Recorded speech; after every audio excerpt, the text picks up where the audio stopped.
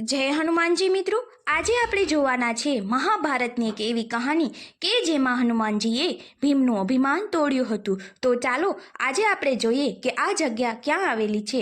તો આ ગીરના જંગલમાં આ હનુમાનગાળા મંદિર આવેલું છે, જેની 5 ફૂટ જેટલી ઊંચાઈએ ભગવાન પથ્થરની જેમ લાંબા સૂતા હતા। ત્યારે એ ઝરણા પાસે સૂતા હતા, ત્યાંથી ભીમ નીકળે છે અને કહે છે કે મને તમે જગ્યા આપો। ત્યારે ભગવાન કહે કે કાંઈ વાંધો નહીં, તું મારું સેજ પૂંછડું ઉચકી અને બાજુમાં મૂકી દે એટલે તને જગ્યા મળી જશે। તો ત્યારે ભગવાનને અભિમાન હતું કે લે, હું તો ગદાધારી છું, તો એક પૂંછડું ઉચકાવવામાં શું। ત્યારે જે ભગવાન હનુમાનજીનું તે પૂંછડું ઉચકાવે છે તો એ ઉપડતું નથી અને ત્યારે તેનું અભિમાન ત્યાં તૂટે છે અને તે હનુમાનજીની પ્રાર્થના કરે છે કે ભગવાન, તમે જે સ્વરૂપે હોય તેમાં મને દર્શન આપો, હું ક્ષમા માગું છું અને મારું અભિમાન આજે અહીં તૂટે છે। અને ત્યારે ભગવાન શ્રી હનુમાન તેના મૂળ સ્વરૂપે દર્શન આપે છે અને ત્યાં ભગવાનનો અહંકાર ભીમનો તૂટે છે અને પોતે ક્ષમા માગે છે અને તે દેવ સ્વરૂપમાં તે હનુમાનજીના દર્શન ત્યાં આજે પણ ગળાધાર્યા હનુમાન તરીકે આપણે ત્યાં જોઈ શકીએ છીએ। આ હનુમાનજી